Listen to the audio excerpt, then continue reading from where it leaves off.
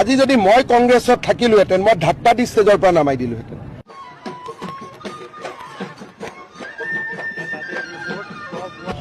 তেওঁ যি ধৰণে কালি নাচিছে দেখি কিবা অদ্ভুত লগা নাই জানো? সেই বাকী কেইজনে লগত যে নাচিছে তেওঁলোকৰ একো নাই কাৰণে এইবিলাক কৰি আছে, নহলে কাৰোবাৰ সন্মান থকা মানুহ এই কাম কৰে নেকি?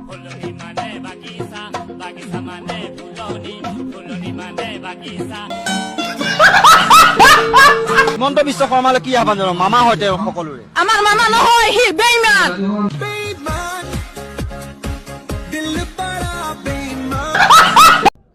হিমন্ত 5 কেজিকে চাউল দেয় আৰু বোলে মিয়াৰ তুৰি ধৰ, মিয়াৰ মোটা ধৰ। হিমন্ত বিয়া পাতিব নেকি? আমাক হিমন্ত বিয়া পাতিব? মাদাৰ চত হিমন্ত তিৰিটো আমাৰ মোটা বিয়া আছে, চলিবনে ফিটকাৰি বলে বায়াক চতাই। মই কংগ্ৰেছৰ ভয় নাখাওঁ, মই মাৰ গাখীৰ খাই জন্ম হৈছো। আৰু মুখ্যমন্ত্ৰীয়ে এনেকে ভাবিব নালাগে আমিও আমুল তাজা খাই পেলাই ডাঙৰ হোৱা নাই। মেখেলা পিন্ধাম মই হেমন্ত।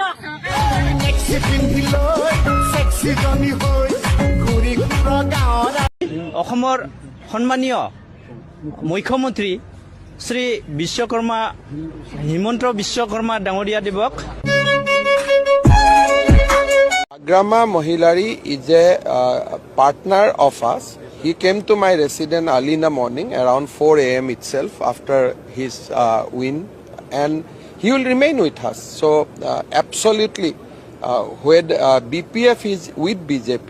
এইবিলাক দেখাই দিয়কচোন মোক, এইবিলাক দেখাই দিয়কচোন। ৰাতিপুৱা 4টা বজাত নুঠোৱে মই, 8টা বজাত। মিছা কৈছে না সঁচা কৈছে? চিএম ডাঙৰীয়াৰ লগত যেতিয়া কথা পাতিম, যেতিয়া লগ পাব তেতিয়াই ক'ব পাৰিম মই। হিমন্ত বিশ্ব শৰ্মাৰ কথাটোতো জানেই না, এই মানুহজনৰ সমানটো আৰু জালিয়া মাল নাই ন। অসমৰ ৰাজনীতিৰ আটাইতকৈ ডাঙৰ জালিয়া মালটো হয়নে নহয়? তেওঁ কোনটো সঁচা কোনটো মিছা কথা কয় পাত্তা নাপাওঁ। A few moments later. তোমাৰ কৰি দিছে যে কিমান সোনকালে পানীটো ওলাই গৈছে। এতিয়া আপোনালোকে ধৰক 15 মিনিট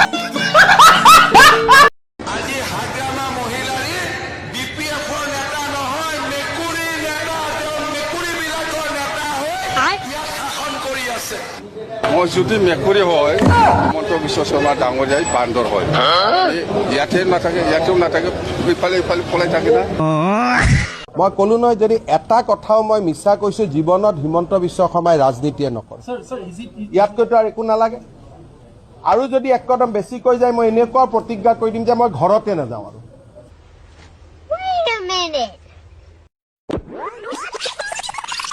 হিমন্ত বিশ্ব শৰ্মাই 21 চনৰ পিছত অসমত ৰাজনীতি নকৰে। মোৰ পাবলগীয়া হেৰাবলগীয়া একো নাই। কোনোবাই যদি কয় হিমন্ত বিশ্ব শৰ্মাই কিবা হোৱাৰ সপোন দেখি কৰিছে, এইখন মঞ্চৰ পৰাই কৈছো 21 চনৰ পিছত হিমন্ত বিশ্ব শৰ্মা ৰাজনীতিত থকাৰ প্ৰশ্ন উঠে। कुछ समझे दया? हाँ सर, इसका मतलब है इसका मतलब है নাপায় নহয় মদ খাবৰ কাৰণে। কিন্তু মদ লাগিব মোক। মই মদ খুৱাই থকা মানুহৰ লগত কথা নাপাতিবচোন প্লিজ প্লিজ। মোৰ ফটো উঠাই লওক, মই ৰাতিপুৱা 6টা বজাত মদ মোক লাগিব। তুমি এতিয়া মদ খুৱাবৰ কাৰণে পাৰ্মিট লাগে, জানানে নাই? তোমাৰ পাৰ্মিট আছে নেকি? গতিকে মই যদি দিছপুৰ থানাত পাইপ ভৰাব নালাগে তুমি ইয়াৰ পৰা কৰা। মোক উঠাই লৈ যাওক, মই কৈছো। নহয় চোৱা, মই কিন্তু মই বেলেগ পলিটিচিয়ান হয় দেই, মই ভয় কৰা মানুহ নহয়। তুমি যদি এনেকে মদ খাই, মই সন্তোষ হৈছিলো এতিয়া ফোন পিছলৈ যাব লাগে, পিছলৈ যাব লাগে। মই মদ খাই নাখাই মই সুধিম। ৰাতি 1টা বজাত মদ খাই পেলাই ইয়াত আহিব নাপায় নহয়। মই নাখালে মই মৰি যাম। মই ৰাতিপুৱা বিচনাৰ পৰা উঠিব নোৱাৰো। চাহ নাখাওঁ মোক, ৰাতিপুৱা মই চাহ নাখাওঁ, মই লাল চাহো নাখাওঁ।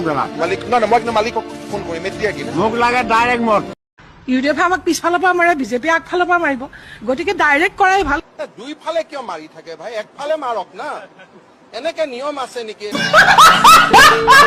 লুঙিৰ মানুহবিলাকক চিধা চিধি বাংলাদেশলৈকে পঠাই দিব লাগে, যে লুঙি বিলাব লাগে যদি যা বাংলাদেশত বিলাগৈ, আমাক আৰু ইয়াত লুঙি বিলাব নালাগে। কংগ্ৰেছ বিলাকক এইটোৱে কব যে তহঁতৰ যদি ইমানে লুঙি পিন্ধোৱাৰ চখ আছে, তহঁতি গৈ বাংলাদেশত লুঙি বিলাগৈ, ইয়াত আৰু এতিয়া লুঙিৰ কাম নাই, ইয়াতে ধুতিৰ কাম নাই। আমাক উন্নতি লাগে, আমি আগুৱাই অহাবাৰ মোক ভোট দি জিকাই দিয়ক, মিঠাতেলটো কৰি দিম।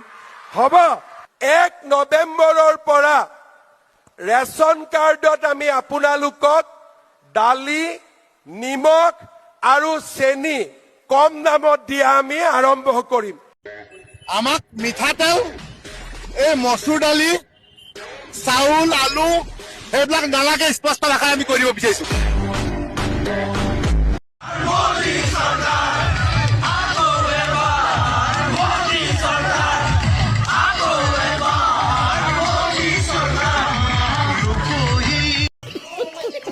হিমন্ত বিশ্ব শৰ্মাক ইয়াত একদম ইয়াৰ পৰা লাঠ মাৰি BTCৰ পৰা খেদি দিয়ক। নিদিওঁ চকচোন কিমান সাহস, সাহসৰো এটা সীমা থাকিব লাগিব। টকা আমি দিম আৰু আমি ইয়াত সোমাব নোৱাৰো। তাৰমানে তেওঁ ভাবে যেন এইখন তেওঁৰ দেউতাক মাক পৈতৃক সম্পত্তি হিচাপে BTCখন আহিছে। কোনোবাই যদি গৰু মাংস থৈ আহে, আপোনালোকে গাহৰি মাংস থৈ।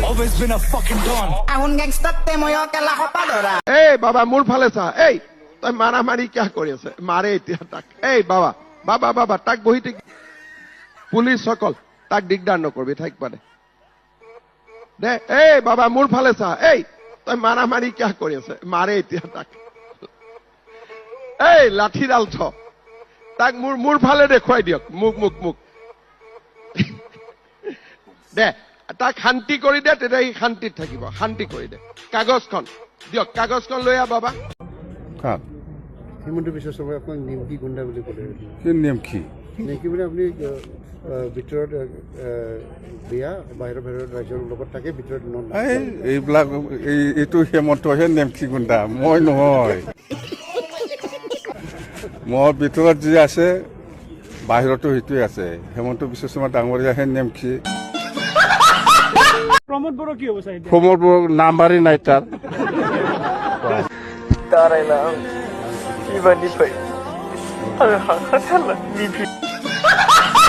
মানুহে বিয়া হৈ ছুইজাৰলেণ্ড যায়, কাশ্মীৰ যায়, মানুহে বিয়া হৈ পেলাই ইংলেণ্ড যায়, আমেৰিকাত যায়। পাকিস্তানত যোৱা শুনিছে নেকি আজিলৈকে কোনোবা বিয়া হৈ পেলাই? যোৱা বুলিতো নিজে স্বীকাৰ কৰিলে না। লাগে আমাক মুছলমানক মাৰা, মুছলিমৰ ভোট লাগে, হিন্দুক মাৰা, এইবিলাকে কৰি থাকে। বড়ো ভোট লাগে, অনাবড়োক মাৰা, অনাবড়ো ভোট লাগে, বড়োক মাৰা, এইবিলাকে কৰি থাকে। হিমন্ত বিশ্ব শৰ্মাক ইয়াত একদম ইয়াৰ পৰা লাঠ মাৰি BTCৰ পৰা খেদি দিয়ক। বালটোতো হিন্দীত কোনো বেয়া শব্দ নহয়। হিন্দীত বাল মানে চুলি। एकदम इन्होंने वक्त बदल दिया, जज्बात बदल दिए, जिंदगी बदल। ৰাতিপুৱা ভাত খাই ল'ৰাটোক কলেজলৈ পঠাই যে মোৰ ল'ৰা ডাক্তৰ হ'ব, ইঞ্জিনিয়াৰ হ'ব। আৰু আমাৰ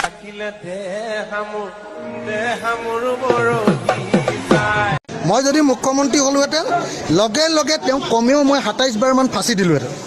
তেওঁ যিবিলাক কাম কৰি আছে, 27 বাৰমান ফাঁচি হ'লহেঁতেন মোৰ হাতত পৰিলে হিমন্ত বিশ্ব। যদি নেপালৰ দৰে আন্দোলন হয়, প্ৰথম মানুহে অখিল গগৈ ঘৰটোকে উৰাই দিব। যদি আমাক লাগে অসমৰ ভিতৰত শান্তি, তেতিয়াহ'লে আমাক লাগিব কংগ্ৰেছ পাৰ্টি। কংগ্ৰেছ আহিলে 1,29,000 বিঘা মাটি উচ্ছেদ কৰিছিলো, তেওঁলোকে ঘূৰাই দিব। লগত এটা ইন্দিৰা আৱাস, প্ৰধানমন্ত্ৰী আৱাসৰ ঘৰো বনাই দিব, স্কুলো বনাই দিব। অসমীয়া মানুহে দুধ দালি খাই বহি থাকিব। যদি হাগ্ৰামাই বাথাক এনকাৰেজ কৰে, তাহলে জেলত যাব। জেলত যদি যাব লাগে হেমন্ত বিশ্ব শৰ্মাহে যাব, মই নাযায়। হেমন্ত বিশ্ব শৰ্মা যে জন্ম হৈছে, এই জন্ম হোৱা মিছনৰ নামটো কি? মোৰতো কোনো এটকাও সম্পত্তি নাই, দৰমহাৰ বাদে মোৰ একোৱে নাই। মোৰ সম্পত্তিয়ে নাই। বাবা মাটিটো যেনে তেনে লমে, মাটিটো যেনে তেনে লমে, আৰু নোৱাৰিলে আপোনালোকক লগত লৈ ক'ৰবাত দখল কৰিবলৈকে যাওঁ। চকচোন কিমান সাহস, সাহসৰো এটা সীমা থাকিব লাগিব। মাৰি ঠেং ভাঙি দিম। আজিও কৈছো যে 10 ছেপ্টেম্বৰত যেতিয়া আপোনালোকে দেখিব, আপোনালোকো আচৰিত হৈ যাব। আৰু it is a very serious issue. আৰু মুখ্যমন্ত্ৰী আসনৰ পৰা 24 ঘণ্টাৰ মূৰে মূৰে মই যেতিয়া কৈ আছো যে ইয়াৰ স্পষ্ট প্ৰমাণ আমাৰ হাতত আছে, গতিকে আপোনালোকে মুখ্যমন্ত্ৰী এজনক বিশ্বাসো কৰিব লাগিব। আৰু আপোনালোকৰ যি মৰম প্ৰীতি আছে, আপোনালোকে ত্যাগ কৰিবৰ কাৰণেও সাজু হৈ থাকক। It is a very very serious thing. আজি মই আকৌ এবাৰ কৈছোঁ, মোক কালি আৰু একো নুসুধিব, পৰহি নুসুধিব, চৌথা দিনা নুসুধিব। মই 10 ছেপ্টেম্বৰৰ দিনাখন সাংবাদিক মেলত আপোনালোকক মাতিম, গোটেই কাগজখিনি দেখুৱাম। चलिए शुरू करते हैं। 10 ছেপ্টেম্বৰ যেনেকৈ কৈছিলোঁ, আজি 10 ছেপ্টেম্বৰ, তদন্ত আজি সামৰণিও কৰিম। মই চিনেমা কৰিবৰ কাৰণেতো খোজা নাই, গতিকে ৰিপৰ্টটো পঢ়িব লাগিব। আপোনালোকে চিনেমা এখনৰ অপেক্ষা কৰি আছে, মই তেনেকুৱা চিনেমা কৰিব খোজা নাই। ৰিপৰ্টটো দিব, চৰকাৰে সূক্ষ্মভাৱে ৰিপৰ্টটো পঢ়িব আৰু চৰকাৰে ৰিপৰ্টটো পঢ়ি যি ব্যৱস্থা ল'ব লাগে তাকে ল'ব। ইয়াতে আমি ৰিপৰ্ট এটা দিলে, মই গুৱাহাটীত সাংবাদিকসকলক মাতি ল'লোঁ, তাতে আপোনালোকৰ আগত প্ৰমাণখিনি দিলোঁ, এটা টক শ্ব' হ'ল গধূলি। এই ধৰণৰ পৰিৱেশ এটাৰ কাৰণে আমি তদন্ত কৰা নাই। মোতকৈ পাৱাৰফুল মানুহ এই ভাৰতত কোন আছে? নমস্কাৰ, মই জুবিন গাৰ্গ। হিমন্ত বিশ্ব শৰ্মালৈ কি আহ্বান জনাম? মামা হয় তেওঁ সকলোৰে। আমার মামা নহয়, সি বেইমান, সি এটা শয়তান, সি দক্ত নিচলিয়া, সব মিছা কথা কৈ চৰকাৰ হৈ আৰু এটা কোনো কাম নাই। বিশ্ব হেমন্ত শৰ্মা একদম ডাইৰেক্টলি কওঁ, মই স্পষ্টলি কৈ দিম, মই বিশ্ব হেমন্ত বিশ্ব শৰ্মা দালালি। মানে এনেকুৱা কথা হ'ব নোৱাৰেতো যে মানুহ এজন মুখ্যমন্ত্ৰী হলে দায়িত্বশীল হৈ যায়, মন্ত্ৰী হৈ থাকোতে দায়িত্বশীল নহয়। এই মানুহজনে যিমানবাৰ অসমত ৰাজনীতি এৰিম বুলি কৈছে, মই সৰুতে স্কুল যাবলৈ পেট বি হোৱা বুলি ইমানবাৰ মিছা কথা কোৱা নাই। তেওঁ অমুক হাৰিলে নিৰ্বাচন এৰিম, গতিকে দায়িত্বহীনৰ কথাই নাই। এইটো এটা পলিটিকেল নেৰেটিভ। আপোনালোকে কাজিয়া কৰিছে, আপোনালোকে নেৰেটিভ বনাইছে, আমি গোটেইবোৰ মূৰ্খৰ নিচিনাকে চাই আছো। সেইটোৱে বাস্তৱ। ভিক্টৰ দাস এগৰাকী সহজ সৰল ছোৱালী কেনেকৈ গুৰুল কৰি এই ব্যক্তিজনে পিটিছিলে, তাৰ প্ৰতিচ্ছবি এতিয়াও আমাৰ সন্মুখত পৰা আঁতৰি যোৱা নাই। যিদিনাখন এই ব্যক্তিজনে ছোৱালীজনীক গুৰুল কৰি মাৰিছিলে, মই ভাবো সিদিনাখন জুবিনেও কান্দিছিলে। বালৰ ভিডিঅ' কেলা কেলা অকলে আহিবনে তাক কেলা? তই বুলি কলো মই তোক কেলা, এতিয়া কেলা একদম দিনে পোহৰে দম দিছো মই তোক। তই কেলা 7:30, 8:30, 9:30, 10:30 তোক এইখিনি সময় দিলো, তই কেলা। অসমৰ ৰাইজে দেখা পাব। বিজেপিটো 1 নম্বৰ চোৰ, কংগ্ৰেছটো 1 নম্বৰ চোৰ, তাতে আপোনালোক মিডিয়াটো বেছি চোৰ। আমি মিডিয়া চোৰ, মিডিয়া বেছি চোৰ। মোটামুটি 50টামান মিডিয়া চেনেল আছে, বুজিছা নাই? এই পটল মটল কটল কিবা কানি 50টামান চেনেল আছে। গোটেইকেইটাই কি কৰে, 20 টকাৰ আলুটো 30 টকা হ'ব বুলি কয়, 150 টকাৰ তেলটো 200 টকা হ'ব বুলি কয়।